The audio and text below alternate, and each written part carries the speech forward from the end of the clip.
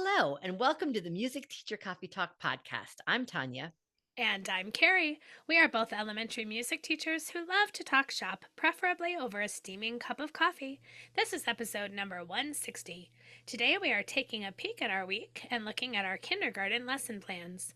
We'll also talk about our highs and lows from the teaching week, discuss some ideas in our Know Better, Do Better segment, share a Work Smarter, Not Harder teacher tip, And in our Coda section, we'll give some specific recommendations of our favorite things we are enjoying in or out of the music room. So grab your beverage of choice and let's get started.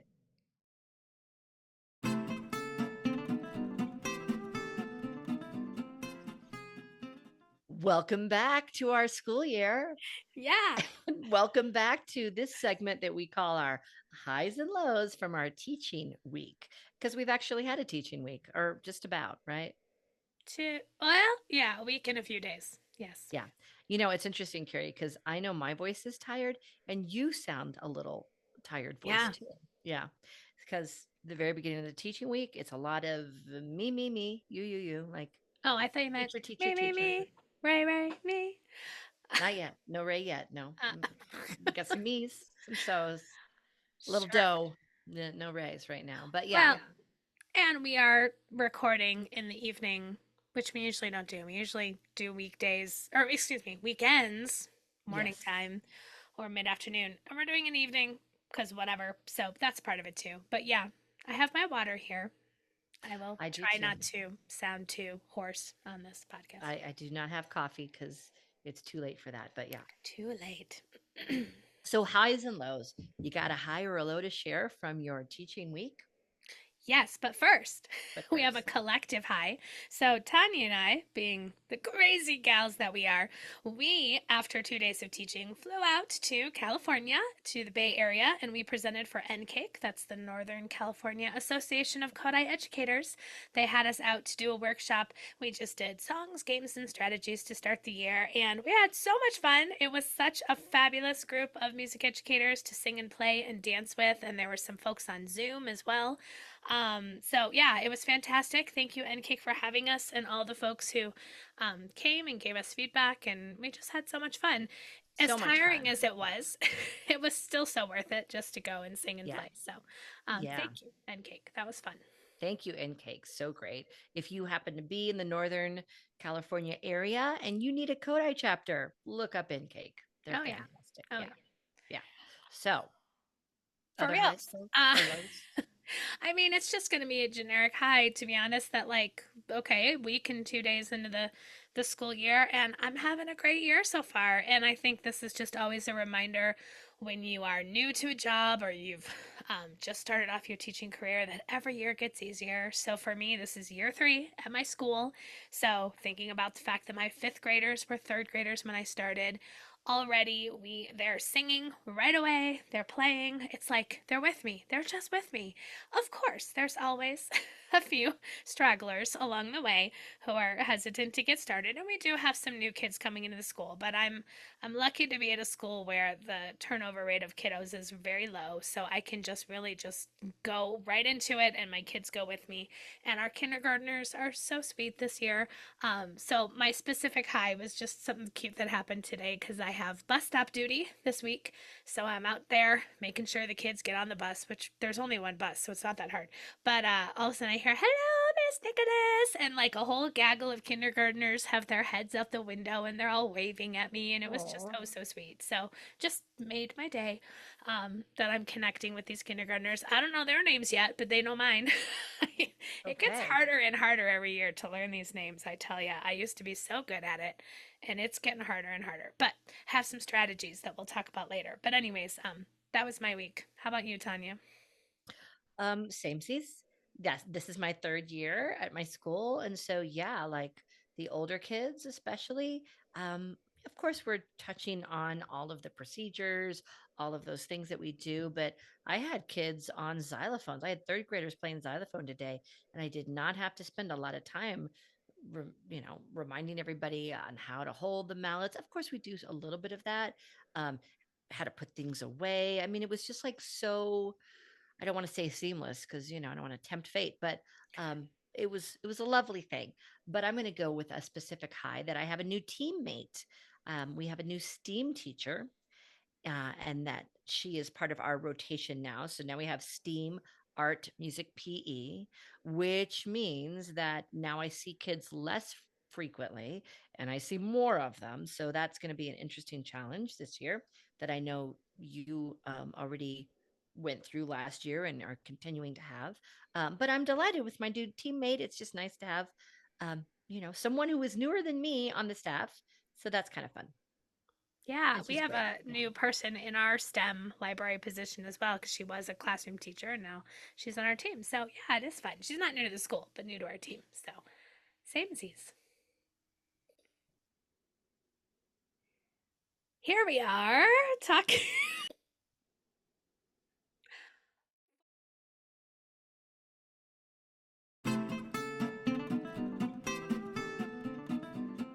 For this podcast's main theme, we are going to take a peek at our week and we're going to look at kindergarten. And we're using this term peek at our week loosely because of how we see our kids. I'm sure we'll each kind of mention how we see our kids a little bit within the context of this. And our thought is we'll sprinkle in these peek at our weeks throughout this school year in our podcasting season. We're not going to go bam, bam, bam each grade for a while. We're just going to kind of throw them at you when we feel like it. But we're starting with kinder because it's so sweet. Why not? Beginning of the year. And everyone always needs more kindergarten ideas, I feel like. So here you go, everybody. Tanya's going to talk about her week or whatever with Kinder, and then I'll talk about mine. Okay, so kindergarten. Here is how I am seeing all the classes. Um, I'm seeing classes for 2 days in a row, and then they go away from me for 6 days because they'll have 2 days of STEAM, 2 days of art, 2 days of PE, and then they come back to me. So, what we did at the very beginning of the year is that we had a different schedule for the first 4 days so that we could see each group of kids, each group of classes for one day. So there was like an intro day, 4 days in a row, which is so much nicer than having to do day one like 3 weeks into school, which I've done, you know? Yeah, yeah, Yeah. so true. Yeah. So we rig it that way because we want to meet the kids and get an introduction. And kindergarten is just such a different beast because these kids, they've not been schooled yet for the most part, right? Yeah. And at my school, what they do on day one and day two is half the kids come on day one, the other half come on day two, and then they all come on the third day. But that's not how it works out in art, music, PE, and STEAM, right? So I saw half of this group on day one, and then the other half, they went to art. And then Right. then this week I saw all of them 2 days in a row. So half of the class I've seen for 3 days, but I've seen the entire class for 2 days. Yeah, So it's a little wonky. got it. Now, here's the other tricky thing. The half of the class that I saw on day one uh, did not contain a couple of special needs students, which uh, upset the apple cart, let's say, a Mm-hmm. little bit. I think that things are still happening as far as like getting services for some of our kindergartners, and so it's kindergarten. It's kind of the Wild West, Mm-hmm. and you get what you get, and if you throw a fit, maybe you get some services, and maybe you don't. Yeah. But it's just like surprise. Let's see what happens, which is fine. I mean, this is Right. kindergarten, right? Anyway, all that to say, let me get into the goods. When I had the half of the class, or on day one, even if it wasn't half the class, I start the very first day in a circle. I have a rainbow carpet. It's an oval, it's not a circle, but I drag it out into the middle of the room. I know you have lovely sit spots that already make a circle, which is cool for you. And I think, Carrie, I'm going to break down in the next couple of days and actually make circle sit spots because, boy, even my second graders, they are not awesome with circle making. And I think it's time. So Yeah. I've been dragging my feet on it, thinking that I could make circles happen. And it's just interesting because all throughout my career, I've never had this much problems with circle makings until I came Hmm. to this school. Strange. Anyway, I think so some social research can be done on that, but yeah, someone else can yeah. do that. Let's connect it to COVID like everything else. I'm sure Right. it's got something to do with that. Anyway, so we come in, and then with this oval carpet, it's very obvious. There's letters out on the perimeter, and we sit in a circle. And we actually stand first, and I do Mighty Pretty Motion, which goes, "That's a mighty pretty motion, did I D? That's a mighty pretty motion, did I D? That's a mighty pretty motion, did I D? Rise, sugars, rise." And I show them emotion, which is usually just, bouncing up and down, and they all follow me. And they do the rise, sugar, rise arms. So if you're watching on YouTube, it's very complicated. These arms going in a big circle. So we do some motions that I direct, and then I say, "Ooh, who's got another motion?" And as long as no one's hitting themselves in the head or acting really, unpredictable. We follow their motion and we just do a little bit of that. Then we sit, sugar, sit. And I go into, I've got pictures of animals, and we talk about different animals and maybe the sounds that they make. And I start with the dog. And this point is our vocal exploration. So I really just want to hear animal sounds from them. They were not singing on Mighty Pretty Motion. Some of them might have chimed in, which is fine. But in kindergarten, I think it's super important for especially the beginning of the year classes to have vocal exploration every lesson. We're doing something where we're exploring our voice. We're doing sirens. We're echoing slide whistles. We are making sounds of animals to get our voices, exploring. So we do when dogs wake up in the morning, and they have to make the sound of the first animal, which is a dog. And I guess I'll sing that one a little bit too. It goes, "When dogs wake up in the morning, they always say good day. When dogs wake up in the morning, they always say good day. Woof, woof, woof, woof. That is what they say. They say, woof, woof, woof, woof. That is what they say." And as soon as I do the first woof, woof, woof, woof, that is what they say. They say, I love this song because I do it first. And Hmm. then when I say, they say, the kids just intuitively join in. Um, and so that works well. And then we have another picture, and now it's a cat. And then we have another picture, and now it's a rooster. And here's now a bird. And we end with a bee. And after we end with that bee, bzz, bzz, bzz, bzz, oh, I have from behind my back my little bumblebee finger puppet, hickety tickety bumblebee, will you say your name for me? And I pass my bumblebee around, and everyone says their name. Um, whenever you do any kind of name game, which I'm generally not a huge fan of, I mean, there's some that I like and there are some that I'm over, and maybe one day I'll like them again, but it just gets so tedious. So it's really nice to be able to speak the chant or sing the song and have like 4 or 5 kids go in a row of, Hmm. "Will you say your name for me?" before you say the chant again, Hmm. right? The other thing is, never ever expect that the kids are going to say, "My name is Colin," or whatever it is. They won't. They will say, "Colin." Right, Even if you train them up, even if you're like, "Let's everybody say our names together, and we're going to say, 'My name is blah blah,' and they will all go, 'My name is Tanya.'" But then when they got that B in their hands, they'll go, Tanya," right? yeah. My name is And that's Tanya. fine. If you're lucky, though, you'll get that much, and it's fine. It's like, Yeah, the spotlight's on them. yeah. It's understandable. We just say, "Your name is Tanya," and then we go to the next person. "What is your name?" "My name is Carrie." Or they don't say that. "Carrie, your name is Carrie," right?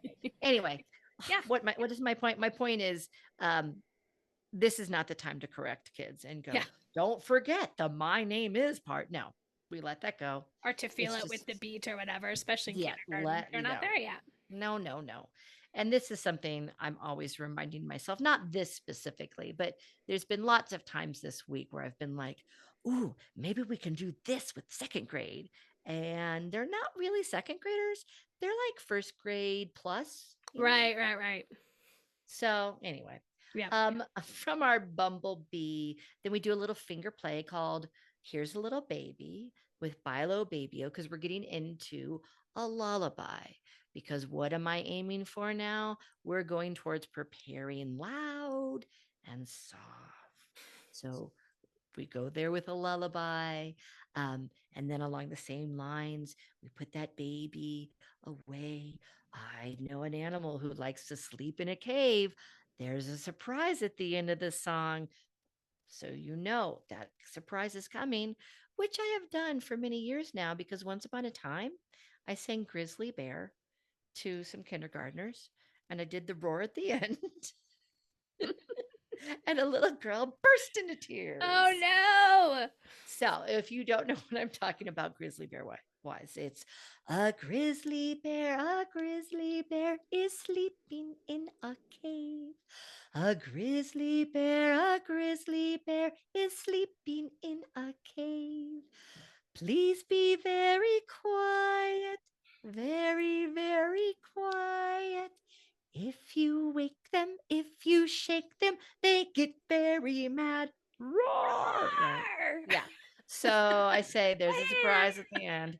Um, and then, of course, everybody wants to be the bear. Mm-hmm. And here is a time for us. This is our first time where we get to talk about turn taking and how not everybody gets a turn at everything, every music class, right? And so here's a time some people are going to get a turn to be the grizzly bear. Not Mm-hmm. everybody's going to be get a turn to be the grizzly bear. So, we have someone lying in the middle. We creep around them. The oval rug is very handy because we're just creeping around the perimeter of the rug and they get to roar, the person in the middle and all of that. Then we settle back down after I usually play it 4 times, So but that is, sorry to interrupt you. That's the game. please, The kid in the middle just gets to roar, and everyone else is tiptoeing around them.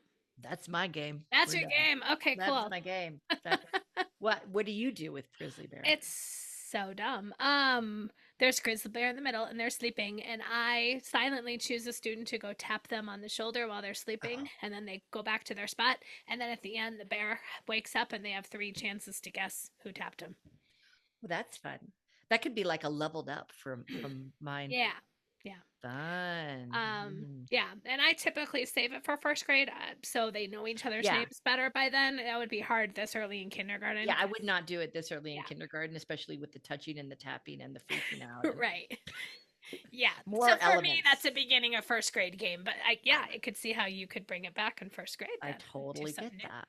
Yeah. Yeah. Um, then I bring out my actually, I first bring out the Very Lonely Firefly. We read the Very Lonely Firefly. And I sing the Japanese folk song, Firefly, Firefly in the night, with a yellow, with a yellow light. How I long to see you shine tonight. And we talk a little bit about fireflies. We read the book. Here in Colorado, we don't have fireflies. So, you know, this is a time where kindergarten goes, "Oh, I went somewhere else and saw fireflies," and they can talk a tiny bit. You gotta let them share, but put a lid on it after a bit, Yeah. right? So there we go. I do have a firefly puppet that lights up. I don't use it at this time. We just read the book, and then Cuckoo comes out, which is a lovely bird puppet, and they get to meet Cuckoo, and Cuckoo sings to them, and we say goodbye, Cuckoo, goodbye, kindergartners. Cuckoo goes away because here's what I want in kindergarten. I want them to be using their voices. I want them to move.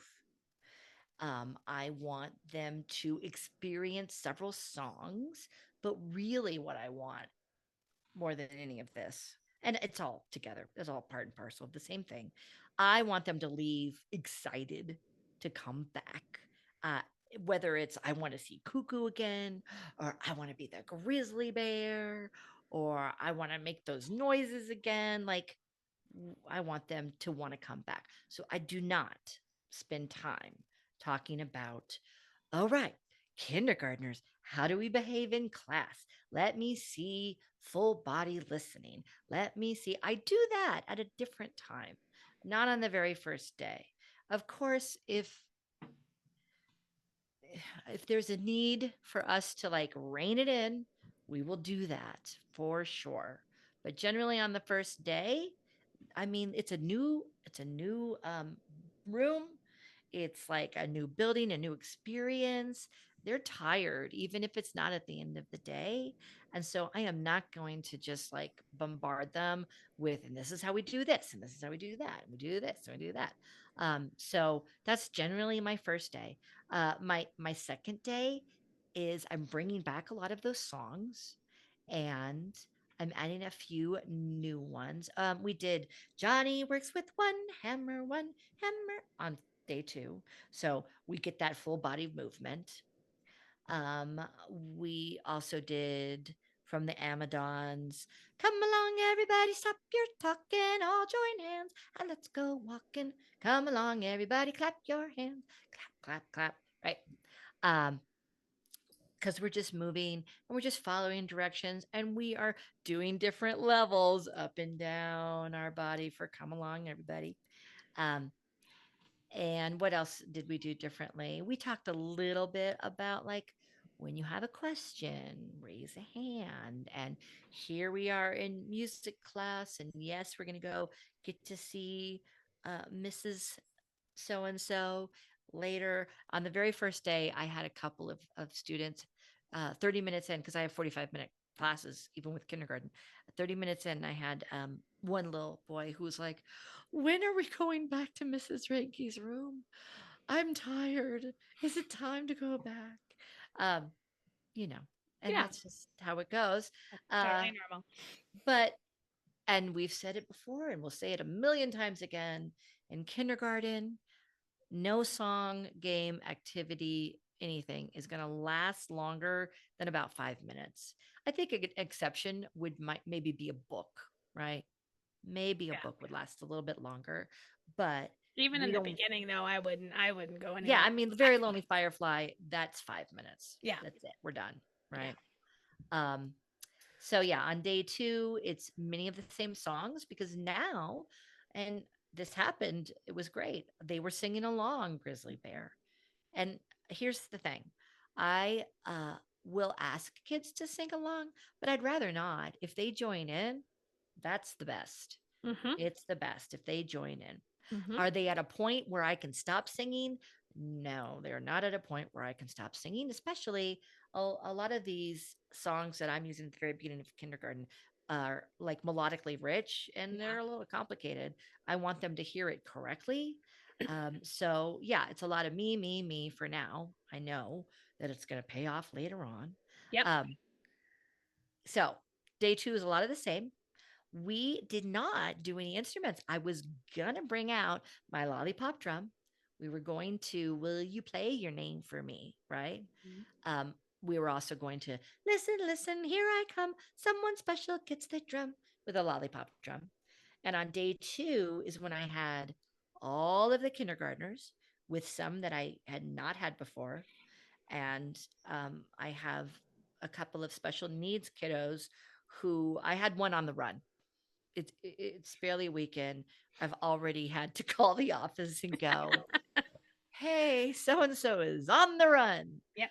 Not running out of the room. It was more like a gradually working their way out of the room, and Time then to go now. yeah, I'm like, I can see my friend in the doorway. We're good as long as we're in the doorway. And then, like, 10 seconds later, I'm like, my friend is not in the doorway. Oh, my friend is not on the music ramp. Oh, I better have someone find my Yep. friend. Yep. So, it was a little, there was about, I would say the last quarter of the class was a bit chaotic because that happened, had to make a call. Meanwhile, I have a few other students who are very impulsive and they seem to be setting each other off. So I had some of those like chaotic, oh, hmm, we need to all come on back to our spots and calm down. Here's the time when we're going to do the lullaby, even though I wasn't planning on it, Mm-hmm. because we are going to change of pace and calm down because of all the things. Um, so it was funny because the kindergarten teacher whose class I had at the end of the school day, I saw her at a staff meeting and we were talking about, her student who had ran out and she said, yeah, the kindergartners were like, there's all those drums and we didn't even get to play drums. And I'm like, yeah, they are correct. They are right. They did not get to play drums. That's because Miss Legion's very smart. I mean, she wasn't accusatory. She just thought it was funny. And I was like, Yeah, yeah, that's amusing because there was no way drums were happening on day two. yeah. Um, but we played drums today, day three. Yay. And the fun thing is that it became a little carrot because my runner was really wanting to stick around for those drums. Oh yeah, Does yeah. that always happen? No, but often because I said, "Ooh, hey friend, we are going to be playing those drums today." And of course, I let students play drums who are showing me that they are listening and they're following directions. And what's the direction right now? The direction right now is we are in the circle and taking hands, Yep, right? yep. So, um, meanwhile, day two, I did put them in specific sit spots. I did take their picture for iDokio uh, really quick. I played a video while I was taking pictures all around the room. Um, that worked well. They understand where their dots are. Today they came in. I'm glad I have those 2 days in a row because today they came in. Most of them knew where to go. So we are already practicing this transition from going from a circle, going to the spots, going back to a circle. We're doing some of that. Um, I'm trying to be very deliberate about, I read today peanut butter and jelly because we are going now along with loud and soft, we're going to be exploring the 4 different ways we can use our voice. We're saving the thinking voice, the fifth voice, for later on. But when you read that book, Peanut Butter, Jelly, Jelly, it's got a talking voice and a singing voice and a whisper voice. And it's one of those that when you start reading, they naturally join in with Mm-hmm. the singing and the whispering, Jelly, Jelly. So yeah, I feel like I got a lot done. I did not follow exactly what I wrote for day two because of my you know organic situation that Mm-hmm. happened, but no kindergartners were harmed in the first three music lessons. We, if I were to count the songs up, I think maybe a total of 9 or 10 songs were introduced in the first three lessons. I Yeah. haven't counted them up. We met a puppet. We did some bonding over 2 books. We played drums. Everybody got to play, and that was a little crazy. But I had 5 kids at a time, which is about my limit in kindergarten, especially What if it's kind a of sister. drums were you having them play? Just hand drums? Well, I brought out my 2 tubanos and 3 djembes. Oh, the big drums. Well, here's the thing.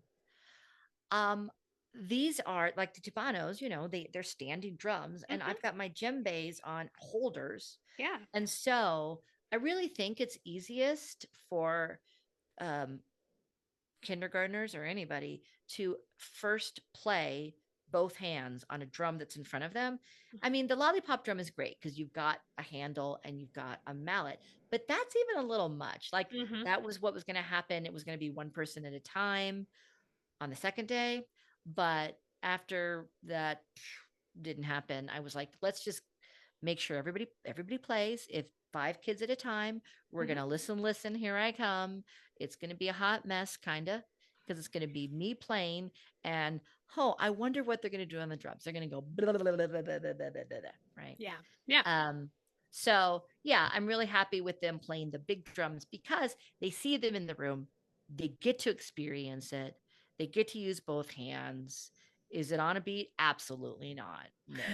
Did I spy a couple of kids who were kind of on a beat at one point? Yeah, I did. But that's not what it's about. I want them to experience playing the drum. And there you go. There is our intro playing the drum thing, five at a time.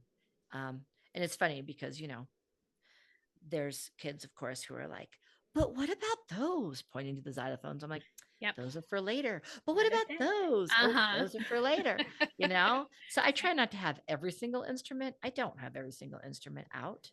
But it's the music room and we make music and we sing and we move, but there's some drums. So yeah, we want to play them. All right. Cool. So that was kind of my mangled mess of my first 3 days. I know Yeah. yours is very much more organized. Oh, no. I mean, I'll just talk about my process of how I Yes. plan the kindergarten. No, I mean, very similar kind of stuff. So, similar to you, Tanya, I am on a 4 day rotation as well, meaning my kids see me, then they go to PE, then they go to library, that's our STEM, but we just call it library because it's in the library. They also do book check out there too, and then they do art, and then they come back to me. The And they difference see is 3 days in a row. we do 3 days in a row. Okay. Exactly. So, we also did 1 day of each lamp class, LAMP lamp class. So then I saw them once and then they went away and now they've come back to me. And today was day 2 of the 3 day rotation, which means day 3 that I've seen them. And then I'll see them one more time and then they go away again for a while. So basically all year when I plan my kindergarten weeks or units, they're little mini 3 day units, right? Is how I think of it. This one happened to be 4 because we had the bonus day. So for me, like my curricular goals during these first 4 lessons were to find our singing voice and then practice the routines and the procedures, but in a fun and engaging way. Not, hey, everybody, this is where you sit. Now let's practice standing up. Now let's practice sitting down. But we're doing the things. So it's Yeah. like choosing activities specifically to practice these things. And I mean, you mentioned that earlier too. I have a couple of parents who like to talk my ear off in the mornings when I do morning door duty. And I was asking how their kiddos' first couple days of school were. Their kiddos are a little bit older, and they're like, oh, they're so happy to be back at school. And then they just spend all day practicing lining up and they practice this and they practice that. And, I'm sure the teacher did other things that were fun too, but it really struck me that that was the kids' impression of the first couple days of school is all we're doing is practicing routines and procedures. Routines and procedures are important, but they need to be practiced within something concrete and real and engaging, or else the kids are just going to be like, well, this is boring. So, all that to say, that's my soapbox, but all that to say, I wanted to have my kids have a procedure for entering the classroom. So, Tanya and I both used to teach music garden, which is, like a toddler, preschool, baby music curriculum. And one of the songs we learned there is I'm going to sing kind of low because I'm tired. Follow, follow, follow, follow me. Let's make a line for all to see.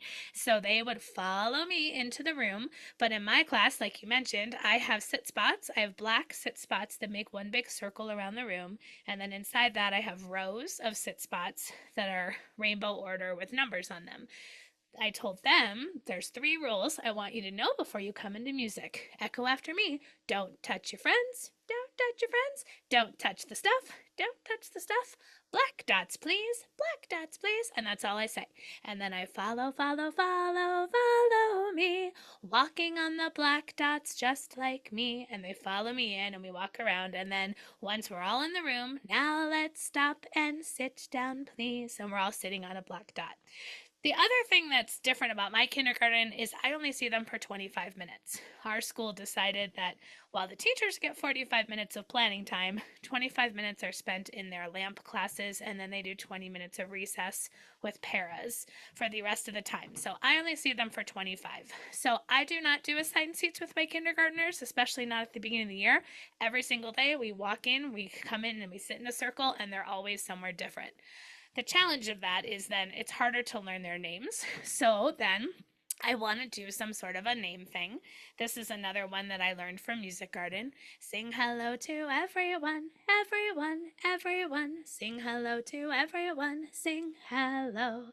And on the first day, we sang hello to every student individually. And I just went down my class list. That was also me taking attendance.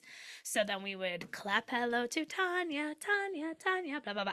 And then the next kid, Jackson. We have like a million Jacksons in kindergarten right now. And we do something different. Tap your head to Jackson. And so I was demonstrating like all these different ways to do steady beat motions. I wasn't calling it that.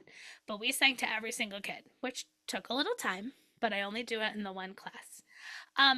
Then I like to have a little theme to my units, to my 3-day units. So this was our bird theme. So just like you, Tanya, I have a big cuckoo bird puppet. I was like kicking myself that I didn't bring my puppets home from school today because we could have actually shown our puppet. Oh, we Cuckoo's could kind have. of Yeah. big. It's a big fluffy puppet, and when you squeeze his little beak, he makes little honking noises. So we do there's a million versions of cuckoo. The one that I do is, I hear a cuckoo, I hear a cuckoo, cuckoo, where are you? And then cuckoo sings, here I am. But what I was demonstrating for the kids is that cuckoo forgot how to sing, here I am. So I'm going to sing, kindergarten friends, where are you? When you sing back, here I am. And we do that a bunch of times. And then cuckoo tries to sing, but cuckoo uses his speaking voice and then his whisper voice. I don't do shouting. And then finally, cuckoo uses a singing voice, and everyone's yay. So trying to get them to differentiate what a singing voice is versus the other singing voices. Um, we can take out our tres pajaritos, which are 3 little finger puppets of little birds, and we can sing uno, dos, tres, and then the students sing uno, dos, tres. So my procedure here is teaching kids how to do echo singing because we do so much echo singing in kindergarten, so I want to do that right away. I'll put the notation to that one in the show notes. We learned that from Leanne Garner. It's a sweet little echo song. And then I need to get them up and moving, right? I mean, that sounds like we've been sitting a long time, but all of these things have happened pretty quickly. So back in the olden days, in the Share the Music curriculum from 1990 something, there is a little recorded movement, and guess what? It's the chicken dance. But they call it the little bird dance, and there's little tweet, tweet, tweet, tweet sounds at the beginning, and it's like played on a little flute like instrument. So it's supposed to sound like little birdies rather than chickens. But what I have my kindergarten students do is we stand up on our dots. I teach them the birdie beaks, birdie wings, birdie tails, and clap. And then when we get to the B section, here's what we do. This is our opportunity to finally fly away from our black dot and go fly around the space. So what I'm wanting students to know here is where we can go and where we can't go. I tell them my no-fly zones are behind the piano and behind my desk. Other than that, my room is pretty much one big open space. So they're fine as long as they don't touch their friends and don't touch the stuff. So during the B section, we're flying around. And then when we go back to A, they have to come back to a black dot, but it can be a new black dot. And we call it our nests. They go back to a nest. We do that. We fly away. We come back. We fly away. So we're just practicing flying through space, coming back home, flying through space, coming back home. And then we fly over to the cozy corner. Now, I will say on my very day one, we didn't get through any more than that. That was it, day one. Day two, I started adding in coming to the cozy corner, which is my little singing area, and we read a book. And the book that I did with them is Little Green. Again, I wish I had the book here to show you. Yeah. This book was shown to me by Carla Chewinski at a workshop forever ago, and I love it for kindergarten, and my art teacher loves it too because it's about a little hummingbird named Little Green who flies all around, and on the page you can see Little Green's path, and it's like a line study, right? So you've got loop-de-loops and wavies and zigzags and all over the place. So of course what we're doing in music is doing vocal exploration, woo and woo, and all that kind of stuff. If my art teacher decides to incorporate it, sometimes she does, sometimes she doesn't. She talks to the kids about the different types of lines and they practice drawing them, right? So that's a really fun thing to do. For an instrument that I'm going to show the kids, and I did do this on day one actually, is the egg shakers. It's just perfect. First beginning of the year instrument because I have enough for everybody. You can't really break them. So even if, like you said, it's the Wild West with kinder, you really never know the temperament of the kids when they come walking in versus older kids. I know them better. So even if I have a kid who throws an egg shaker, likelihood no one's going to get hurt versus a stick or versus Oh like yeah, a for sure. triangle beater, right? So Oh.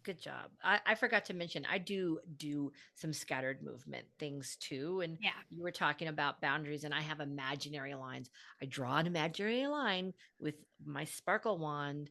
And I say, you have to have your imagination to see it. And I draw it all the way around the room. And then I go, oh, is Miss Lejeune right now inside or outside the imaginary line? And then I go way out. Is Miss Lejeune inside or outside? So yeah, we're doing this procedure so that we can like walk and you walk and you walk and you stop, Oh yeah, that's and then gonna we're be my next practicing together. rotation. And now you run and you run and you run and you stop, Yep. right?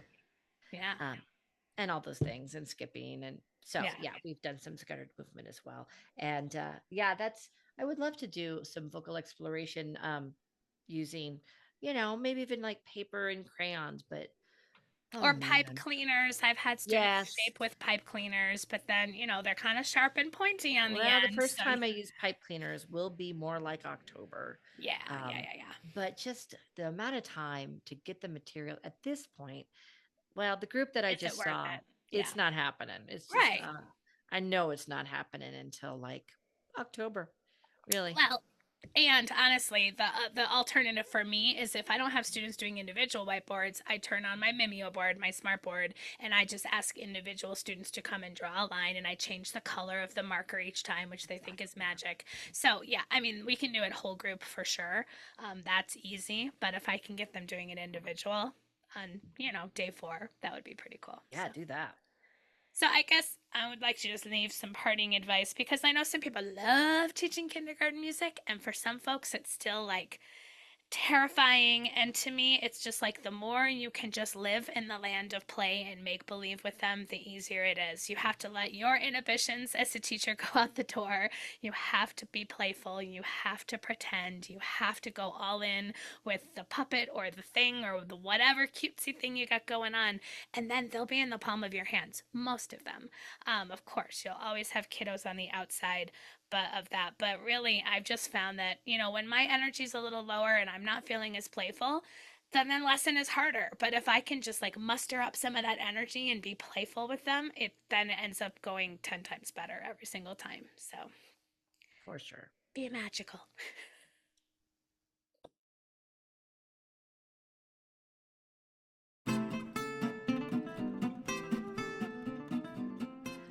When we know better, we do better.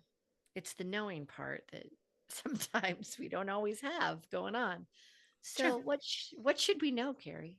Tell us Well, something.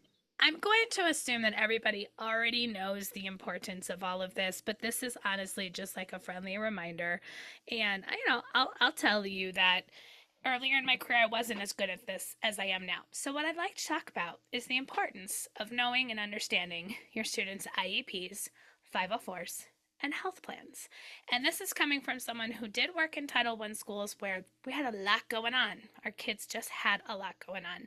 And it's super overwhelming as music teachers. And I will say earlier in my career, I kind of waited for the classroom teacher to come to me or the sped teacher to come to me or somebody to come to me and like, of course this was also back when we had everything on paper. So we would have like a binder with all the IEPs and then I would be overwhelmed and not sure what to do with it, right?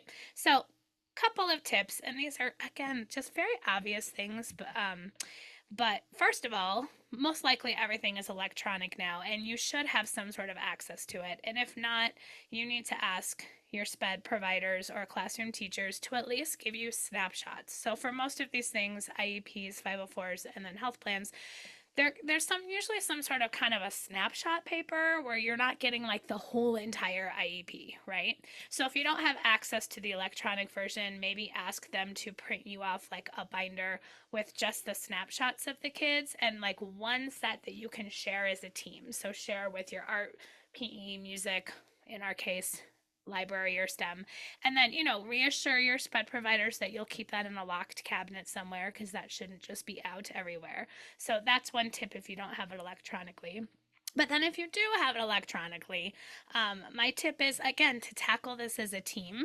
So, my team usually finds a time at the beginning of the year, and we didn't necessarily do this before kids walked in the door because sometimes you can't, and you just kind of hope you're going to get through those first couple of weeks. And that anything that's like super important and obvious, that like you work that out right away, like kid with like a physical disability that you got to work out. But then, some of those smaller things that you might not notice right away, at least if you can get to this within the first week or two, to sit down as a team and kind of go through them together and talk about it together. We try to get it done in like an hour over a lunch. Like on we're actually going to do this on our testing day tomorrow. We're going to have lunch together. We're going to go out and get lunch, bring it back, and then we're going to go through and just quickly go over. And again, because most of us have been here for a while, we know most of the kids. So it's really just any new IEPs and 504s and any kids who are new to our school are the ones that we're going to focus on the most. And then also health plans. So like for example, I have a kiddo who she's got something going on with one eye, and she can see out of it, but it's harder. And so it's like she needs to sit on the side of the room so she can see well with her eye that works the best, right? So when you're creating your sitting plans and all those kind of things, think about the things that affect you the most, like preferential seating, if that's in their 504 or their IEP. When it comes to accommodations that specifically target reading and writing and things, those don't necessarily always affect us, other than things like they need extra processing time or extra time on assessments and those kind of things. The things that I find that affect us the most are things that have to do with like vision and hearing, preferential seating, um, like needing some sort of like a fidget or something to help them like with their sensory needs, ear coverings if they're a sensory kiddo that needs ear coverings, having those available in your room. So sitting down as a team and looking at it together, it makes the task less daunting, to be honest, and then you have some people to kind of think partner with. And then to me, worst case scenario would be if your team doesn't have time to all sit together. Maybe it could be, okay, well, I'm going to look at kindergarten and first grade, and then I'll share out with you guys like the highlights and the things that seem most pertinent to us. And then have someone else do 2, 3, and have someone else do 4, 5. Kind of split it up, look at it on your own, come together and share out. So if you're feeling overwhelmed by all of those things, use your team as your support and work on it together. That's my best advice. But don't avoid it because it's overwhelming, and don't wait for people to come to you. Be proactive and look at all of these things so that you know that you're doing the best you can for your kiddos.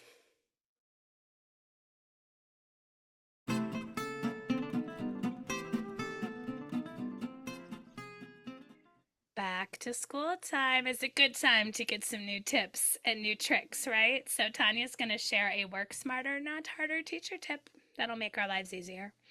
Okay, well, I don't know if it's necessary. It's not new, or it shouldn't be new, or maybe it's a reminder. At the beginning of the year, we want to make sure that we remind kids on how we act in the hallways and how we act in the music room and all the places, right? It's very helpful to point out kids who are doing what they're supposed to be doing. And it's not a value judgment. It's not as though the kids that are walking into my room, I say, "Ooh, I see that Margaret is doing an awesome job." It's not that. It's Margaret is keeping her hands to herself as she walks in and finds her spot. Like making observations about kids who are doing exactly what they're supposed to do is a positive thing because Mm-hmm. other kids go, "Oh, I want someone to I want Miss Lejeune to say my name as someone who's doing the thing I'm supposed to do." Mm-hmm. So, this is just a tiny reminder that we want to point out when kids are doing what you've asked them to do, not in a "you're awesome and nobody else is," not that, but "Hey, our job is to walk in the room with our hands to ourselves. Toby is doing that." That's it, right? Yeah. Um, and we want to make sure we capitalize on focusing on those kids who are always doing the right thing. You don't Mm-hmm. have to say this is the right thing. I mean, it's obvious, Yeah. but let's give those kids more attention than we give the kids whose names you learn right away because they're crawling on the wall.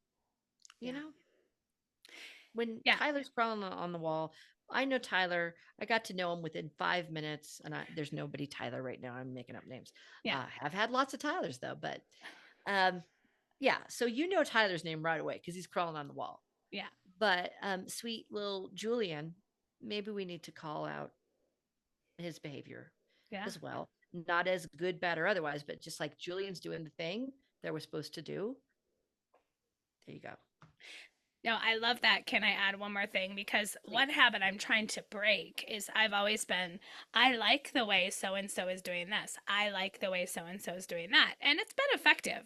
But somebody challenged my thinking recently at a workshop that when we say, I like the way that you're doing that, we're teaching the kids that it's all about me. You're here to please me Oh, and you're here to do right by me and comply with me. So I've been working on changing it to, I noticed that, or I see that, So, like you said, take out the judgment part and take out, like, I like it for me. I notice that Julian has his hands to his side. And then just leave it at that. So, thank you for mentioning the non judgmental part because that's something that I'm working on. Breaking the habit of I like the way.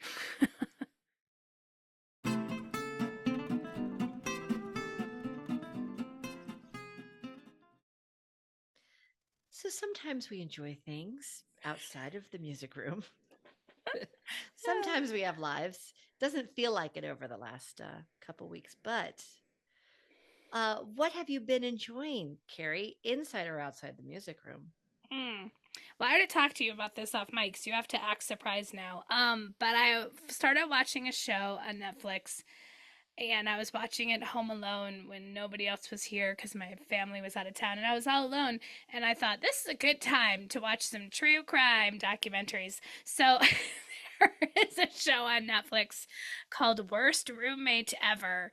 And it goes through different stories. I think I've watched 3 episodes of it, so I can't vouch for the whole thing. But it talks about situations where someone was a really awful roommate. And I guess the reason why this doesn't scare me too much is that at this point in my life, I'm not getting any new roommates anytime soon. I'm not having to vet people or anything along those lines. So if you're that person who's looking to be a roommate or get a roommate, maybe watch the show or maybe don't. I don't know. It could go either way because, man, cautionary tales, there's some sad, scary stuff out there. It And of sounds course, tense. you can't prevent everything. It is tense. I don't know why, Tanya, people like me like these things, but we do. I don't know. It's the thrill of it, I I guess. mean, And I think this is just you just summed it up why I am not into true crime or any of these things is because it's like, well, they told you that bad things are going to happen. So I buckle up. know. And then how you think, how bad could it be? And you're like, ooh, that bad? I Ugh. don't know. It's a weird fascination that I'm not alone. I know Oh, I because how many know. I shows know. and books and podcasts are out there. I'm I don't know. curious, but then I get into it and I'm like, ooh, I got to not do this anymore. Yeah, but see, that's the thing, because then I start watching it and I gotta know how it ends, right? Like, what's gonna Uh, happen? That's how they get you. So, if you like true crime, then maybe check out this show. well, If but you it's have not no real true interest, crime. then don't. That's totally fine. But it is But called, I there's no think it's called murders in Worst it. Worst Roommate Ever, and it's on Are, Netflix. are there murders in there? Perhaps. Oh, no, I really? don't want to give anything away. Okay, Uh, okay. yeah, like some stories are worse than others, but they're all pretty bad. Well, if Not people gonna are lie. reporting out on roommates, they can't be dead already, right? So, Uh, okay, never mind. Don't tell me. I'm sure we can go watch it. Um, yeah, it's on yeah. Netflix. There you go. It's Okay, there if you there you want go. it. All Worst right. roommate ever. I don't know why I share these things for other people to hear that this is what I watch, but it's true. Well, All you right, need a little Tanya. brain dump. All right, I'm going to talk about my latest brain dump. I heard about it. Netflix does not need my help promoting anything. Okay, Right. I I interrupted got a myself. two for tonight. I know. As I was interrupting myself, I heard about it on another podcast. Oftentimes, I listen to podcasts that tell me all the things that are on Netflix or in the movie theaters, so I don't have to go see it, right? I'm like, hey, I just listen to Pop Culture Happy Hour. It tells me everything. And then I go, oh, doesn't sound like it's for me. I'm cool. I know all about it now. Anyway, but I heard this about this on a Slate podcast. America's Sweethearts. This is the most unlikely thing I would ever watch, and yet it's I don't know. It's intriguing. This is all about the Dallas Cowboy cheerleaders. I'm rah rah rahing on the I know. I video. mean, of all the things, like I do not follow sports ball. I mean, I think it's people who want to follow sports ball, football, all the things. That's cool. Get into it. And I'm definitely not like a cheerleader aficionado. Um, it's just not my not my vibe. But this is just the story of. It's not like a reality TV. It's not like where the contestants get to be a Dallas Cowboy cheerleader. It's just like a documentary following how they pick the Dallas Cowboy cheerleaders each year and the fact that all of them have to audition again, even if they are a veteran Mm-hmm. of the Dallas Cowboy cheerleaders, and how they don't make a lot of money at this, like hardly any, and yet it's very rigorous. Um, they all have to be excellent dancers and, of course, gorgeous and, of course, very thin, but not too thin, but curvy, but not too curvy, all the things. Anyway, um, it's just a little fascinating. Yeah. And it's just been kind of like I I don't think too hard. I can just like glaze over and just marvel at how I don't have to be a part of that world, thankfully, at all. Right. So Similar there you to go. true crime. I mean, I Yeah. these seem like similar things in that way. You Like, do not have to have a bad roommate. This is yeah, true. yeah. You don't I have to be a Dallas Cowboy. I'm never going to be a Dallas Cowboy cheerleader. never say never, Tanya. I'm really cool with it. It's Okay. fine. It's fine. It's not something. No. Well, Um I've heard of this show and I've heard people talking how much they like this show, so you're not alone. okay. So that's what I've been emptying my brain to for the past few days because I'm thinking a lot at school. I'm thinking a lot. And then I got to not and just kind of zone out. And 100%. better this than like reels of the TikToks and all that stuff. Yeah, no. This is better than that.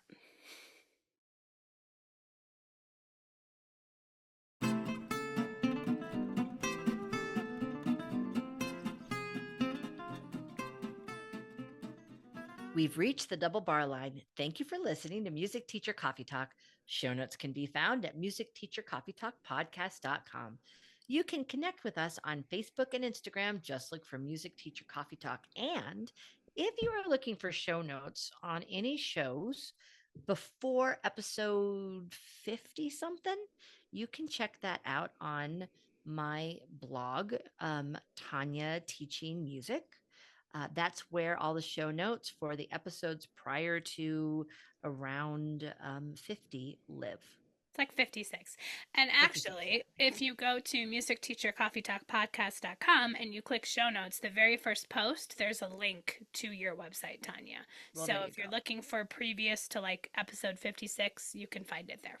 Yeah, I know at this time of year, a lot of people are listening to other beginning of the year episodes. Mm-hmm. Show notes can be found on Tanya Teaching Music, Tanya's Kodai Aspiring Music blog. Yeah. Okay. If you enjoyed this show, please consider subscribing, rating, and leaving us a review on iTunes to help others find this podcast. And we always appreciate folks buying us a coffee, so look for that link on our show notes and on our Facebook page. Until next time, this is Carrie. And this is Tanya wishing you happy musicking.